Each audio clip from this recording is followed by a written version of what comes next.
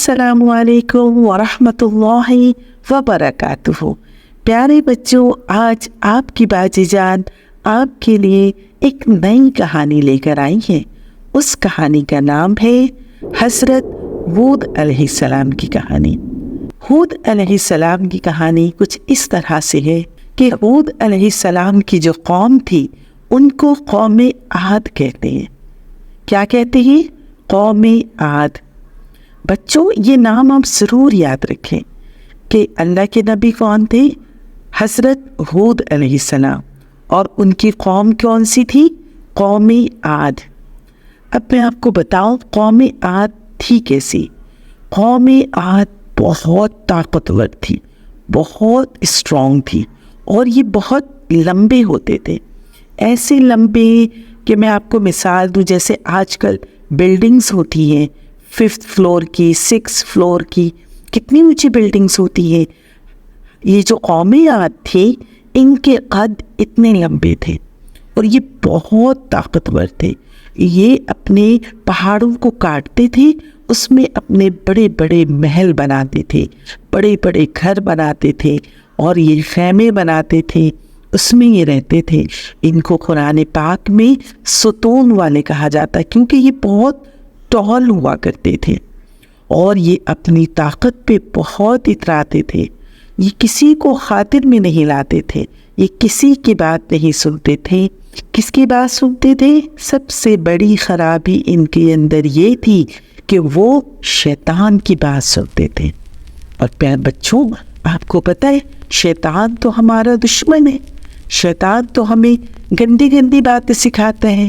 شیطان تو ہمیں سکھاتا ہے کہ آپ جھوٹ بولیں، آپ سچ نہ بولیں، آپ اپنے ممی پاپا کی بات نہ مانیں، آپ شیطان کی بات مانیں۔ اور یہ جو قوم عاد تھی یہ شیطان کی بات سنا کرتی تھی۔ شیطان نے جو ہے ان کو سکھایا کہ دیکھو میں آپ کو ایک آئیڈیا دیتا ہوں۔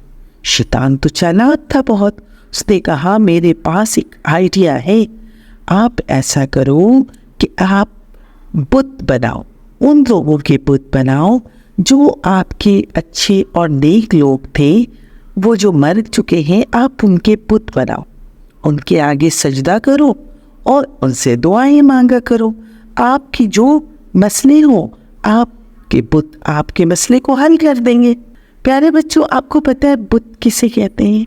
بت کہتے ہیں، آج کل آپ نے دیکھا ہوگا مٹی سے لوگوں کی شکلیں بنائی جاتی ہیں، مٹی سے یا پھر پتھروں کو کاٹ کاٹ کر کسی انسان کا یا جانور یا پرندے کا اسٹیچو بنایا جاتا ہے۔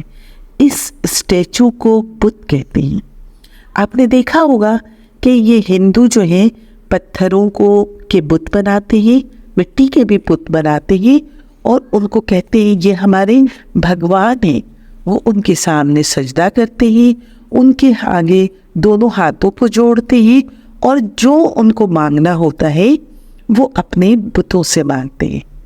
لیکن جو ایمان والے ہیں وہ ایسا بالکل نہیں کرتے۔ ایمان والے کس کے آگے جھکتے ہیں؟ ایک اللہ کے آگے جھکتے ہیں، اور اللہ پاک ہم سے بہت پیار کرتے ہیں۔ آپ اور میں، ہم سب ایمان والے ہیں، اور ہمیں صرف اور صرف اللہ کے سامنے سجدہ کرنا چاہیے۔ تو یہ جو قوم عاد تھی انہوں نے شیطان کی بات مانی اور کہا یہ آئیڈیا تو اچھا ہے، ہم بت بناتے ہیں، اور یوں وہ پتھروں کو تراش تراش کر بت بناتی اور ان سے دعائیں کرتی، ان سے مانگتی۔ جب اللہ پاک نے یہ دیکھا تو اللہ پاک تو بہت ناراض ہوئے کہ یہ تو نبی کی تو بات ہی نہیں سنتے ہیں، یہ قوم تو بہت گندی ہے۔ اور اللہ پاک ناراض ہو کر اللہ پاک نے کیا کیا کہ ان کے کنٹری میں بارش کو بند کر دیا۔ اب جب بارش نہیں ہوئی تو زمین خشک ہو گئی، زمین خشک ہوئی تو درخت بھی سوکھ گئے، اور قوم عاد کے سارے جو کھیت تھے وہ سارے سوکھ گئے، ان کے جانور پیاس سے بھوک سے مرنے لگے۔ قوم عاد بڑی پریشان ہوئی، کیا کریں؟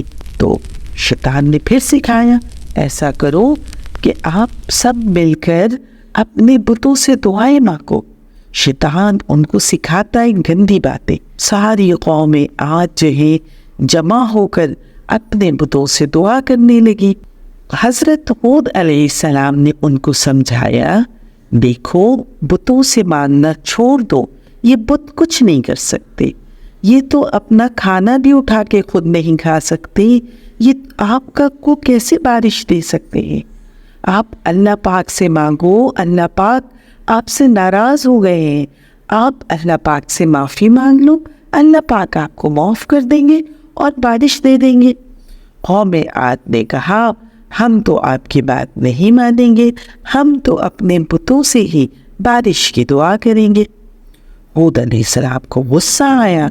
हूद अलैहिस्सलाम ने कहा, अब तो अल्लाह आपको अजाब देगा। कौम आद ने कोई बात नहीं सुनी और अपने बुतों से खूब दुआ की कि बारिश हो जाए, बारिश हो जाए। अचानक उनको आसमान पर काले बादल नजर आए। कौम आद तो ये समझी कि अब तो बारिश बरसने वाली है, क्योंकि आपने देखा होगा कि जब काले काले बादल आते हैं तो उसके बाद बारिश होती है। कौम आद भी ये समझी कि अब तो काले बादल आए हैं, अब तो ज़रूर बारिश होगी। लेकिन हज़रत हूद अलैहिस्सलाम समझ गए कि ये काले बादल बारिश के नहीं हैं, ये तो अल्लाह का अज़ाब है। हज़रत हूद अलैहिस्सलाम ने फिर दोबारा कौम आद को समझाया, आप ईमान ले आओ, अल्लाह से माफ़ी मांग लो। तो हज़रत हूद अलैहिस्सलाम के समझाने से कुछ लोग ईमान ले आए। हज़रत हूद अलैहिस्सलाम ने एक दायरा बनाया, यानी एक सर्कल बनाया और कहा कि जो लोग ईमान ले आए हैं वो इस दायरे यानी सर्कल में दाखिल हो जाए, क्योंकि अब अल्लाह का अज़ाब नाजिल हो रहा है। जितने लोग ईमान वाले थे वो सब दायरे में दाखिल हो गए और जो ईमान नहीं लाए थे वो काले काले बादलों के नीचे खड़े हो गए कि अब बारिश होगी। हवा आहिस्ता आहिस्ता चली, फिर अचानक हवा तेज़ होती चली गई और इतनी तेज़ हुई कि हवा तूफ़ान बन गई और कौम आद के लोगों को हवा में उड़ाने लगी।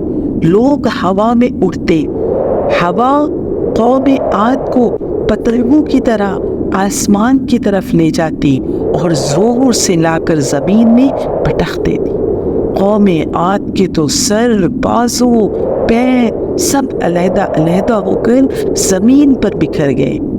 कुछ लोगों ने देखा कि ये हवा तो बहुत तेज़ है, उन्होंने अपने आप को और अपने घर वालों को मोटी मोटी जंजीरों में बांध लिया, लेकिन हवा इतनी तेज थी कि उनको जंजीरों के साथ उठाकर दीवारों पर मार रही थी। कौम आद परेशान जब घरों में घुसते तो अल्लाह ने उनके घरों को भी हवा में उड़ा दिया। कौम आद बहुत परेशान, सारी कौम हवाओं में उड़ रही है, वो लोग परेशान इधर उधर उड़ रहे हैं। कौम आद जो कि बहुत ताकतवर थी, इसलिए उनके हाथ पैर सब टूट टूट कर बिखर गए, लेकिन वो फिर भी जिंदा थे। अल्लाह ने उनको जिंदा रखा हुआ था ताकि उनको तकलीफ होती रहे। हवा उनको इधर से उधर फेंक रही थी, उनके घर टूट गए, मगर हवा रुक नहीं रही थी। बहुत तेज हवा थी। 7 रातें और 8 दिन तक ये हवाएं मुस्तकिल चलती रही। 7 रातें और 8 दिन के बाद हवा रुकी तो सारी कौम आद मर चुकी थी और ये ज़मीन पर ऐसे पड़े थे जैसे खजूर के लंबे लंबे तने ज़मीन पर पड़े होते हैं, इस तरह पड़े थे। हज़रत हूद अलैहिस्सलाम की कौम जो बच गई थी, जो ईमान लाए थे, तो वो सर्कल से बाहर आए, वो सब महफूज थे।